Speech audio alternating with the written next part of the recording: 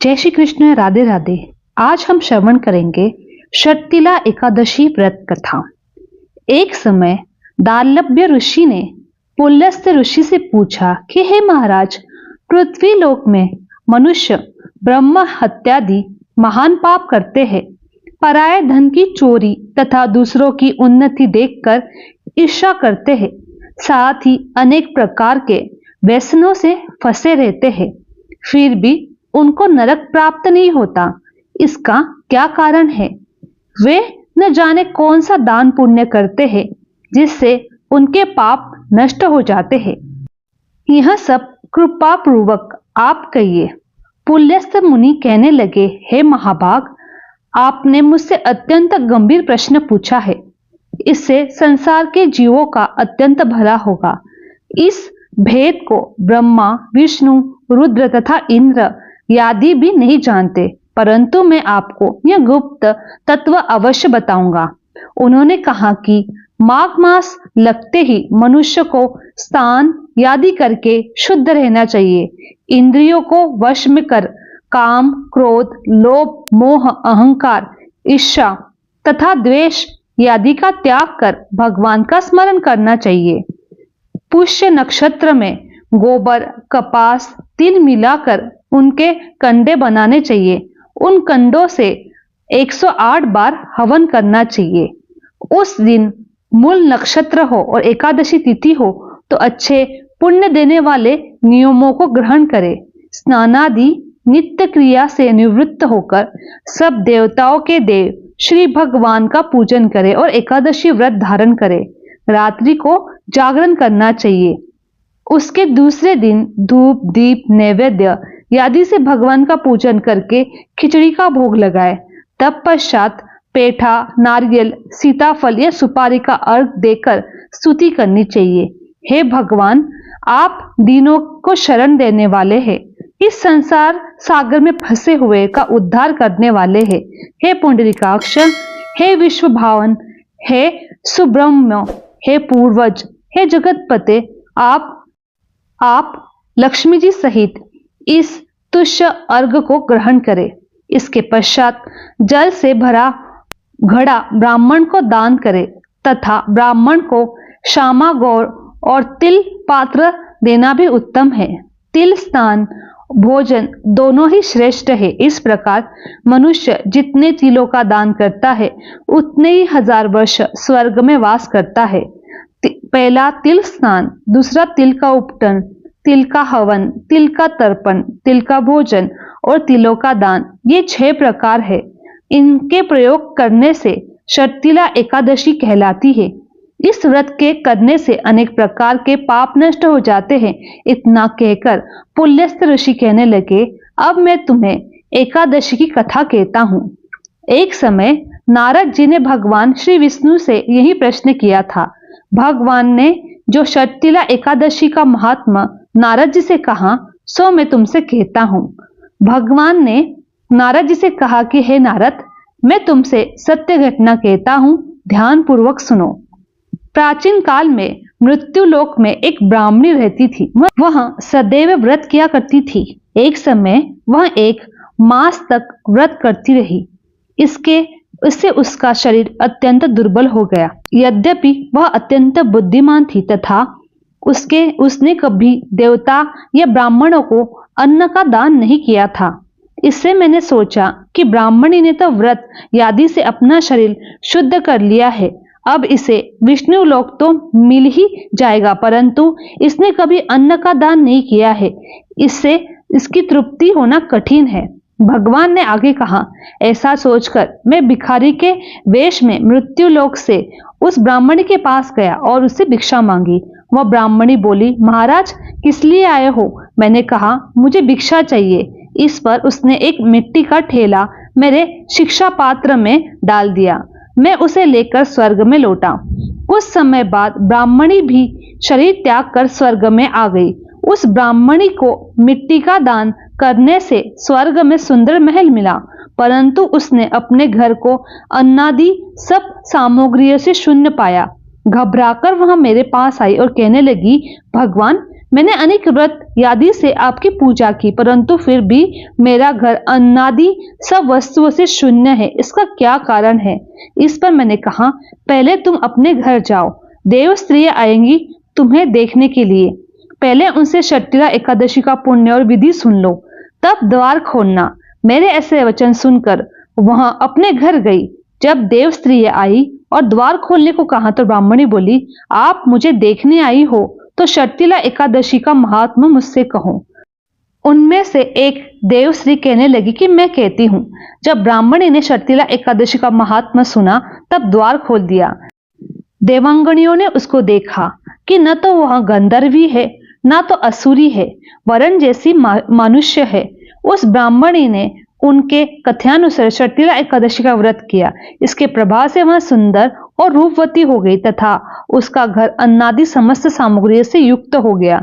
अंत मनुष्यों को मूर्खता त्याग कर षट्टिला एकादशी का व्रत और लोभ न करके तिलादि का दान करना चाहिए। इससे दुर्भाग्य, दारिद्रता तथा अनेक प्रकार के कष्ट दूर होकर मोक्ष की प्राप्ति होती है।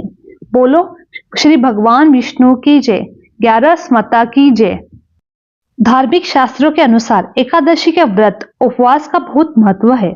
इस दिन श्री हरि विष्णु का पूजन करने से मन की हर मुराद पूरी होती है, दरिद्रता दूर होती है।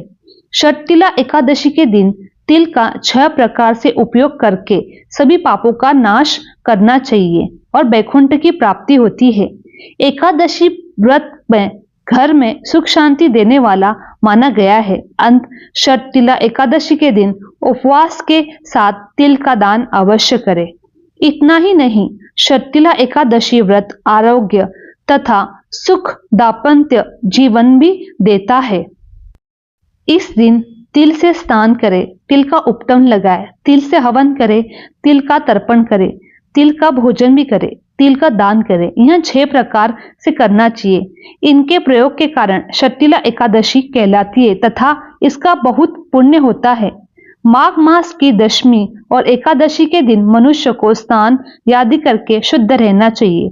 इंद्रियों को वश में करके काम, क्रोध, लोभ, मोह, अहंकार, ईर्ष्या तथा द्वेष आदि का त्याग कर भगवान का स्मरण करना चाहिए। एकादशी के दिन सफेद तिल का उपटन लगाकर पानी में तिल मिलाकर स्नान करना चाहिए। स्नानादि से नित्य क्रिया से निवृत्त होकर श्री भगवान विष्णु का पूजन करें और एकादशी व्रत का पारण करें। आइए अब सुनते हैं 11 माता की कहानी। एक बूढ़ी अम्मा थी। वह एक बार एकादशी का व्रत रखने की जिद करने लगी। घर वालों ने खूब समझाया कि अम्मा, अब आपकी उम्र हो गई है, आपको एकादशी जैसा कठिन व्रत नहीं करना चाहिए। आपको क्या ज़रूरत है व्रत करने की? वो तो बूढ़ी माई बोली, नहीं, मैं तो एकादशी का व्रत ज़रूर करूँगी। मेरे बेटे बहुओं, पुत्र पोतों के आदि सुविधा के लिए यह व्रत मैं करना चाहती हूँ। मेरे बच्चों को किसी भी तरह की कोई तकलीफ न हो, हमारे घर में धन से परिपूर्ण हो। इस तरह कहकर वह बूढ़ी अम्मा एकादशी का दिन व्रत रखने के लिए सुबह से जिद कर बैठी। सुबह सवेरे जल्दी उठकर स्नान किया। उसके बाद घर के मंदिर में जाकर श्री हरि विष्णु के समक्ष घी का दीपक जलाकर एक जल से भरा हुआ कलश रखकर श्री हरि विष्णु के चरणों का ध्यान करते हुए उन्होंने अच्छी तरह से व्रत कथा सुनी और ओम नमो भगवते वासुदेव मंत्र का जाप भी किया।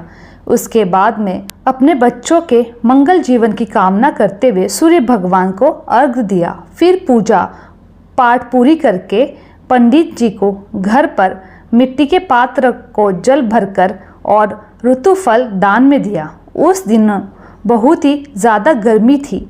गर्मी के कारण बूढ़ी अम्मा को बहुत ही बेचैनी हो रही थी।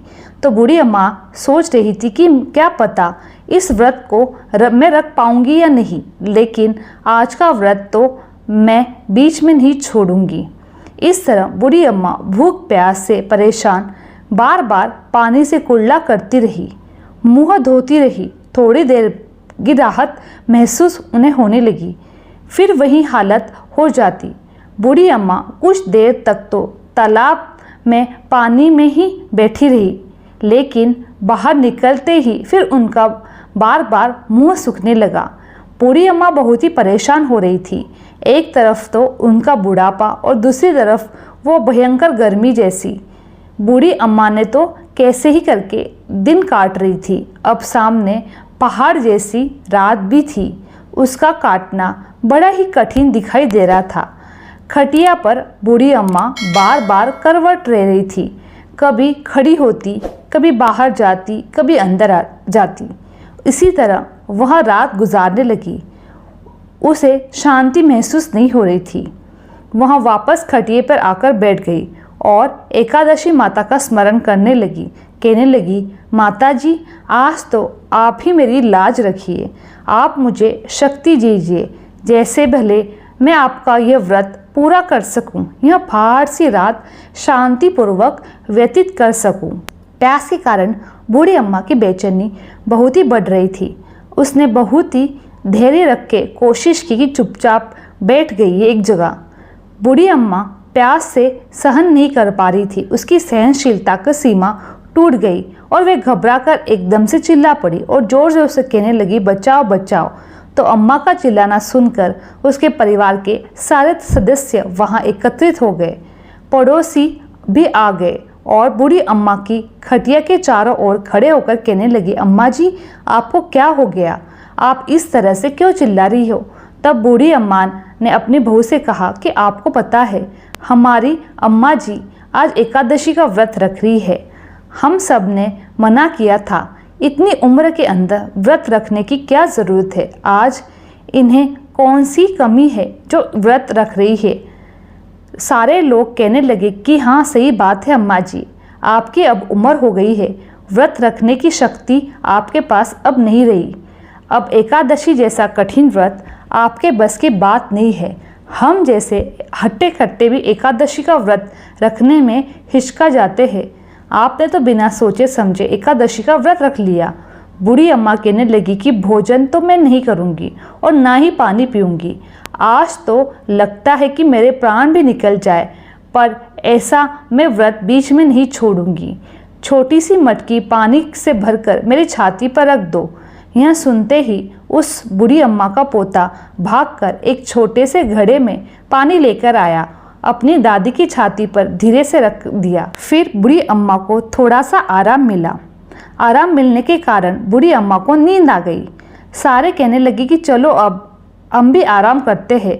आधी रात तो बीत चुकी है, आधी रात और है। अब अम्मा को नींद आ गई है, जागने पर तो सवेरा हो जाएगा। इस तरह सब अपने अपने घर चले गए। बेटे बहू पोते पोतियाँ सब गए। एकादशी माता सोचने लगी कि यह बूढ़ी अम्मा बहुत ही कठोर है। दिन भर मैंने कितना परेशान किया, फिर भी पानी पीने का नाम नहीं ले रही है। अब मुझे खुद जाकर इसकी परीक्षा लेनी होगी। यह सोच एकादशी माता मुर्गे का रूप लेकर रात को बाग लगाने के लिए आई। मुर्गे की आवाज़ सुनकर दादी अम्मा की आँख खुल गई। उसने सोचा अभी लगता है सवेरा हो गया। वह जल्दी से खड़ी हुई, बाहर आई। बाहर आकर आसमान की ओर देखा तो आसमान में कहीं भी प्राप्त काल का तारा दिखाई नहीं दे रहा था। वह सोचने लगी, यह मुर्गा आज क्यों ऐसा जल्दी बोल रहा है? अभी तक तो तारा उगा नहीं है, जिसे देखकर मैं अनुमान लगा लूँ कि सवेरा हो गया। अभी वह निकला ही नहीं है, फिर यह मुर्गा कैसे बोल रहा है? इस तरह सोचते सोचते बूढ़ी अम्मा को फिर प्यास लग गई। अब उनका मन विचलित होने लगा, लेकिन उन्होंने निश्चय कर रखा था कि व्रत को पूरा करेंगे, बीच में नहीं छोड़ेंगे, चले भले ही उनके प्राण चले जाए। यह सोचकर वहाँ खटिया पर जाकर लेट गई। एकादशी माता को याद करती रही। एकादशी माता ने एक बार फिर उनकी परीक्षा लेनी चाहिए। माता रानी एक छोटी सी बालक का रूप धारण करके एक गिलास में शरबत लेकर उस बूढ़ी अम्मा के सिराने आकर खड़ी हो गई और जोर से बोली, दादी जी, सवेरा हो गया है, आप हाथ मुंह धोकर शरबत पी लीजिए। उस बच्चे की आवाज़ सुनकर बूढ़ी माई ने आँख खोली तो उसने देखा सिराने सी एक छोटी बच्ची शरबत का गिलास लेकर खड़ी है। इतना अच्छा शरबत देखकर बूढ़ी अम्मा का मन ललचा गया, लेकिन तभी उन्हें अचानक से याद आया कि आज तो एकादशी का व्रत है, इस तरह से मैं शरबत नहीं पी सकती। यह सोचकर उन्होंने फिर से अपनी आंखें बंद कर ली। थोड़ी देर में उन्हें ऐसे लगा कि जैसे उन्हें किसी ने कुएं में पटक दिया। वह बड़ी देर तक उस कुएं में हाथ पांव चला रही है और मुंह को जोर से भींचकर बंद कर रखा है, कहीं पानी उनकी बूंद उनके मुंह में न चली जाए। इस तरह भी अपनी दृढ़तापूर्वक व्रत का पालन करती रही। थोड़ी देर बाद अचानक से अम्मा को लगता है कि जैसे सामने आग जल रही है, जिससे भारी गर्मी हो गई है, प्यास के कारण प्राण निकल रहे हैं। लेकिन बूढ़ी अम्मा ने फिर भी पानी नहीं पिया, वह चुपचाप बैठी रही। थोड़ी देर बाद बूढ़ी अम्मा ने देखा कि बाहर प्रकाश दिखाई दे रहा है। ऐसा लग रहा है जैसे सवेरा हो गया। फिर अम्मा ने बाहर निकलकर देखा तो अम्मा समझ में आ गई कि सवेरा होने में अभी तक 3 घंटे बाकी है। यह जानकर वह शांतिपूर्वक इधर उधर घूमने लगी। तरह तरह की परीक्षा लेने पर भी एकादशी माताओं को पता चल चुका था कि बूढ़ी अम्मा किसी प्रकार से अपना व्रत को नहीं तोड़ेगी। 11 माता ने प्रसन्न होकर बूढ़ी अम्मा को आशीर्वाद दिया, जिसके वजह से अम्मा के बचे हुए 2 घंटे बड़े ही सरलता पूर्वक पूरे हो गए। फिर सवेरा हो गया। सवेरा होते ही बूढ़ी अम्मा ने स्नान किया और भगवान विष्णु जी का पूजा पाठ किया और एकादशी माता की व्रत की कथा सुनी। कथा सुनने के बाद ब्राह्मणों को दक्षिणा देकर भोजन करवाया। उसके बाद श्री हरि, विष्णु और एकादशी माता से व्रत से हुई भूल चूक के लिए माफ़ी मांगी। उसके बाद जाकर जल ग्रहण किया, अपने व्रत का पालन किया। अम्मा जी को एकादशी माता ने उस श्रेष्ठ व्रत का इतना पुण्य फल प्राप्त हुआ कि बूढ़ी अम्मा की आयु में वृद्धि हो गई। उसका परिवार हरा भरा हो गया। घर में अब कोई भी अभाव नहीं रहा। धन धान्य की परिपूर्णता हो गई। उनका घर तरह से सुख साधनों से संपन्न हो गया। वह इस लोक में सुख भोग कर अंत में विष्णु धाम को गई। एकादशी माता ने जैसा फल बुढ़िया माई को दिया वैसे सबको देना। कहानी सुनने वाले को सबकी मनोकामनाएं पूर्ण करना। बोलो भगवान विष्णु की जय, श्री हरि की जय, एकादशी माता की जय। मेरी ये वीडियो आप लोगों को पसंद आई होगी तो मेरे चैनल को लाइक, शेयर और सब्सक्राइब करना ना भूलें। आप सभी का धन्यवाद। तो चलिए आइए सुनते हैं अब तुलसी माता की कथा। एक बुढ़िया माई तुलसी जी को सींचती और कहती, है तुलसी माता सबकी दाता, मैं तेरा बिड़ला सींचती हूँ, मुझे पहू दे, पीताम्बर की धोती दे, मीठा मीठा घास दे, बैकुंठ में वास दे, चटक की चाल दे, पटक की मौत दे, चंदन का काट दे, रानी सा सास दे, दाल भात का भोजन दे, 11 की मौत दे, कृष्ण जी का कांदा दे। तब तुलसी माता यह सुनकर सूखने लगी। तो भगवान ने पूछा, है तुलसी तुम क्यों सूख रही हो? तुलसी माता ने कहा, एक बुढ़िया रोज आती है और यही बात कह जाती है, मैं सब बात तो पूरा कर दूंगी, लेकिन कृष्ण जी का कांदा कैसे दूंगी? तो भगवान बोले, जब वो मरेगी तो मैं अपना आप कांधा उसे दे जाऊंगा, तो बुढ़िया माई से कह देना। जब बुढ़िया माई मर गई, सब लोग आ गए। जब माई को ले जाने लगे तो वहाँ किसी से न उठी। तब भगवान ने एक 12 बरस के बालक का रूप धारण करके आए। बालक ने कहा, मैं कान में एक बात कहूँगा तो बुढ़िया माई उठ जाएगी। बालक ने कान में कहा, बुढ़िया माई मन की निकाल ले, पीताम्बर की धोती ले, मीठा मीठा घास ले, बैकुंठ का वास ले, चटक की चाल ले, पटक की मौत ले, कृष्ण जी का कांधा ले। यह सुनकर बुढ़िया माई हल्की हो गई। भगवान ने कांधा दिया और बुढ़िया माई की मुक्ति मिल गई। हे तुलसी माता, जैसे बुढ़िया माई को मुक्ति दी वैसे सबको देना। कहते वाले को, सुनने वाले को, हुक्कारे भरने वाले को, सब परिवार को देना। बोलो तुलसी माता की जय, भगवान विष्णु की जय। मेरी ये वीडियो आप लोगों को अच्छी लगी तो मेरे चैनल को लाइक, शेयर, सब्सक्राइब करना ना भूलें। आप सभी का धन्यवाद।